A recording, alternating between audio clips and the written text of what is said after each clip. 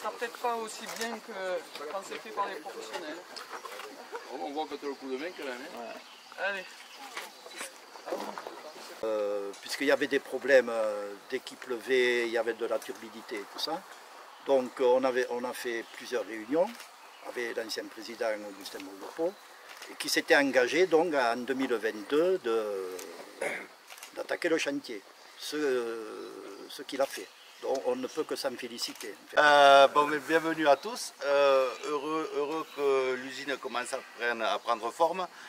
Depuis le temps que nos anciens collègues avaient lancé le projet, je vois que ça prend tournure et dans le bon sens pour toutes les communes que l'eau de Roquefort dessert, c'est une bonne chose. Après, il reste encore quelques usines à faire concernant l'autre partie du village, mais ça on en parlera, on y viendra un peu plus tard parce qu'on a des problèmes de l'eau qui viennent de la commune de Lerme aussi. Mais déjà, l'usine de traitement de Roquefort va permettre de soulager pas mal le SMDEA dans la desserte de l'eau.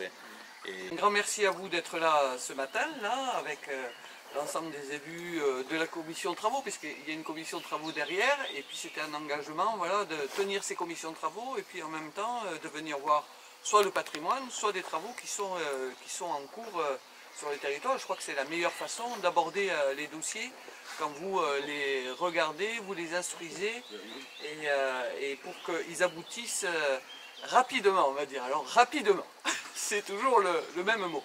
Donc vous dire quand même que donc, les élus ont retenu là depuis 2021 un projet de territoire avec un investissement dont on a déjà parlé à 170 millions d'euros jusqu'à la fin de cette mandature, avec un gros point sur un peu plus de 22 millions d'euros sur la question de la sécurisation de l'eau potable en général, et puis voilà, la requalification, et on voit qu'ici il y avait un vrai sujet.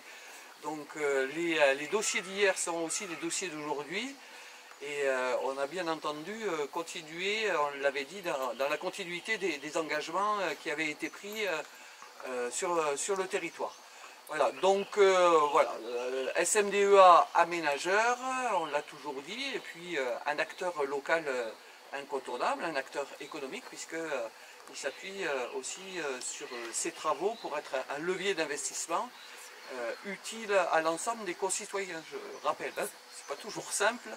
Alors on se plaint des fois un peu de lenteur, hein, mais je le comprends, entre le moment de la décision et puis le moment où on va poser peut-être une pierre, puis bon, début des travaux, souvent il se passe du temps, parce que schéma directeur obligatoire, parce que recherche de financement, et puis après des fois des problèmes de foncier. Bon, c'était moins le cas ici, hein, je crois, hein. Mais bon, voilà, ces trois choses font qu'il y a des étapes indispensables avant qu'on puisse aller faire une tranchée, quoi. Voilà, moi je veux remercier l'agence de l'eau, parce que sans elle, voilà, pas d'investissement possible, hein, puisqu'ils y sont à 55% si j'ai bonne mémoire. Je ne vais pas me remercier moi-même, parce que le département y est. Et puis, donc, ça permet de laisser au SMDEA, en tant qu'aménageur, 20% sur son autofinancement. Pour la réalisation de ce projet. Alors, pour le traitement donc, de la turbidité, ce qui va être mis en place, le cœur du process, ça va être des membranes d'ultrafiltration. Donc, des membranes d'ultrafiltration, tout simplement, c'est des petits filtres comme vous pouvez voir, avec des pores qui sont à peu près 5000 fois plus petits qu'un cheveu. Donc ça filtre, ça arrête tout ce qui est matière en suspension, virus et bactéries, par une action totalement mécanique, sans produits chimiques. Donc les membranes d'ultrafiltration, alors ça c'est un petit module, ils seront beaucoup plus gros et ils font 60 mètres carrés et il y en aura 4. Donc il y a 240 mètres carrés de surface membranaire installée pour filtrer l'eau. Donc ça c'est le cœur du process. Pour faire arriver l'eau, pour faire fonctionner ces membranes, nous avons aux alentours ce qu'on appelle un skid, hein, qui permet d'avoir des pompes tout simplement pour amener l'eau, des capteurs de pression, des capteurs de température, qui permettent de réguler et de faire fonctionner ces membranes d'ultrafiltration d'une façon totalement autonome et automatique. Donc c'est la seule et unique étape de traitement, hein, qui permet donc d'assurer un arrêt des matières en suspension et une désinfection avec l'arrêt des bactéries et des virus. Et ensuite, après, bon, vous avez des à côté, donc des postes de lavage pour laver ces membranes, des pompes de reprise pour envoyer l'eau plus loin. Donc voilà. Mais le cœur du process reste ces membranes d'ultrafiltration et c'est la seule et unique état de traitement.